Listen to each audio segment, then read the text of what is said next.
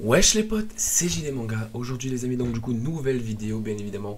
Votre quotidienne de la semaine pour la review les potos d'Arena. Oui. On va se faire donc les amis aujourd'hui le chapitre 17 simplement.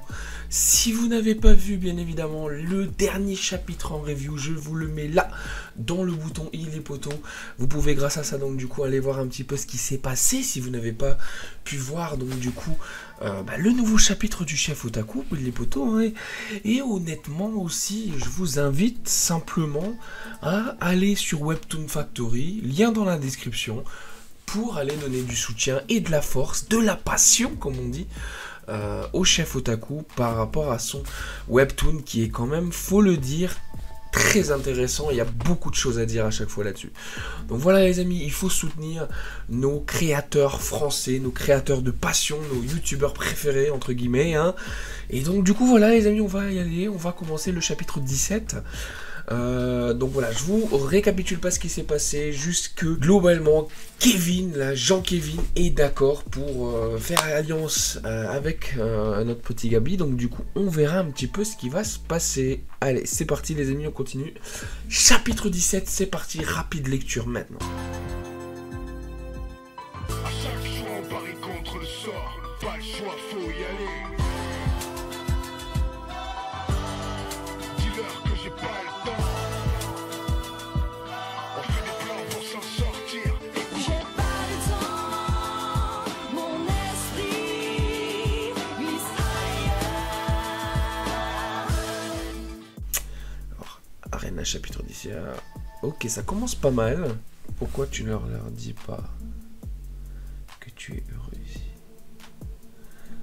Là, ouais, c'est vrai que... il est quand même content dans ce monde, dans le sens où il peut être lui-même. Hein. Prochain combat, 8 jours, 3h25 minutes. C'est pas mal, c'est pas mal. Et il est excité, ça y est. Il voit son combat, il est en fou. Jean-Kevin qui prend le lead, hein, les amis. Alors arrêtez de chialer et écoutez le plan de Gabriel. Tout d'abord, notre force, nous sommes capables de travailler en équipe. C'est ce qui nous permet de survivre lors du match précédent. En effet, lui là, les amis, lui là, le mec là, lui il nous réserve des surprises. Ensuite, nous connaissons nos faiblesses. Ça c'est clair. Notre faiblesse, c'est vous. Ah ouais, là, il est chaud. Hein. Là, il montre qu'il en impose et qu'il a une faiblesse, c'est les autres. Hein. Pas mal, j'aime beaucoup la case, très jolie. Nous ne sommes pas en cours de PS ou dans une compétition amicale. L'important c'est ne pas de participer, l'important c'est de survivre. Poulolo, la punchline qui vient de te sortir là. Là, j'aime bien ce genre de dialogue, tu vois. L'important, ce n'est pas de participer. C'est l'important, là, c'est de survivre, quoi. Oh là, ça fout déjà des frissons, tu vois. Tu mets le contexte, là. Tu t'amuses pas, là. T'es pas en cours de PS, hein.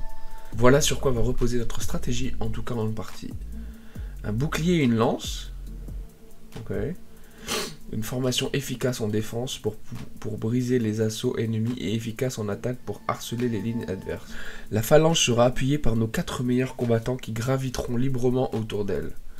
Ainsi, ils pourront frapper l'ennemi par les flancs et venir s'abriter derrière la phalange entre deux assauts. Si on utilise cette stratégie, Gabriel, Mehdi, Diego et moi serons susceptibles de ramasser le plus de points. Fiona avait vu juste, il veut se servir des faibles pour gagner des points. Tu veux bien venir dehors avec moi pour une petite démo? Ok, il a mis des mannequins. Bien, Kevin va m'attaquer à l'épée. N'aie pas peur, je ferai doucement. On finit sur, donc du coup les amis, sur cette case plutôt humiliante pour Jean-Kevin. Ouais. Écoutez, bah franchement, pas mal, ça met le contexte. Il n'y a pas énormément de choses à dire concrètement sur le... Il y a pas, voilà, sur ce chapitre. Concrètement, hein, voilà, Jean-Kevin qui est d'accord avec le plan de Gabriel, qui d'ailleurs le supporte et le soutient contre les dires, si vous voulez, des faibles hein, dans l'équipe, les randoms, on va les appeler comme ça, puisqu'on les connaît pas forcément, à part le nerdy, là, l'intelligent qui va certainement jouer un rôle. Et donc du coup voilà, donc Gabriel qui énonce son plan les amis pour pouvoir justement essayer de survivre au maximum. le coup de la lance et du bouclier. Donc en gros, les faibles, on va dire ça comme ça, ils vont former une sorte de bataillon de défense et d'attention, on va l'appeler comme ça, avec une lance et un bouclier. Bien évidemment, ils pourront se protéger et en plus de ça, ils pourront attaquer avec une lance. Donc c'est plutôt pas mal comme idée, franchement ça vaut le coup. En plus de ça, ils protègent leurs collègues puisqu'ils sont en format, une sorte de carré, hein, si vous voulez. Donc on est protégé des deux côtés, hein, les amis. Et autour de ça, donc il y aura 4 combattants avec leur arme de prédilection pour pouvoir donc, du coup se déplacer librement, prendre appui sur le troupeau, on va dire ça comme ça, et asséner les adversaires. Franchement, ultra bonne stratégie. Ça prend quand même relativement inspiration de tout ce qui est anciennes armées, hein, les amis. D'ailleurs, il le dit. Pareil, même au temps des Romains, etc. C'était une formation qui était assez connue, hein, et franchement, c'est plutôt pas mal, je pense. Donc j'aime beaucoup en fait l'efficacité dont il fait preuve. Parce que voilà, il sait se battre, il est un peu psycho, mais il est pas bête et au final. Je pense qu'honnêtement il a raison, même si tu vois que sa stratégie passe plus autour du fait qu'il veut, comme Jean-Kévin donc du coup l'a trouvé, gagner plus de points grâce à ça, puisque bien sûr c'est eux qui attaquent, donc ils vont marquer plus de points, c'est sûr et certain, mais grâce à ça, les autres vont pouvoir normalement survivre et grappiller des points au fur et à mesure, donc c'est tout bénef pour tout le monde, parce que voilà, tu vois, c'est quand même important. Donc techniquement, les combattants seront donc du coup Jean-Kévin, Gabriel, Mahmoud et Diego, hein, le costaud. Ouais, franchement, je trouve ça logique. Regardez-moi en plus d'ailleurs cette cage là qui est quand même vraiment à la fin, donc vraiment pas mal. Hein, donc Gabriel qui a fait une démonstration avec Jean-Kévin et qu'il l'a mis en PLS là complètement, hein, malheureusement. Donc c'est vraiment stylé. Donc le plan de Gabriel techniquement il est là. Donc ici comme je vous ai dit, le groupe en bouclier lance. Ici on va les appeler les assaillants. Si c'est un géant, mais je ne pense pas bien évidemment qu'il y aurait de géants encore. Je pense que c'est plutôt juste pour le premier. Donc mais bon, ils ont quand même pensé à ça. Le bataillon qui reste là, les assaillants en cercle, les bataillons qui se séparent et rejoignent un assaillant pour donner l'assaut final. Pas mal du tout, franchement. Très bon plan. Franchement, il n'y a rien à dire là-dessus. Et puis, ouais, techniquement, il n'y a pas grand-chose à dire. Dans ce chapitre, parlons dessin un petit peu. Cette case, encore une fois, donc du coup, tu vois, le côté vertical, mais bon. Voilà, c'est les trucs c'est les seules cases qui me dérangent, en fait, en termes d'action. Parce qu'à chaque fois, si tu veux, voilà, c'est fait. Il m'a l'air c'est fait exprès, à moins qu'il y ait un problème avec ce plan en fait. Mais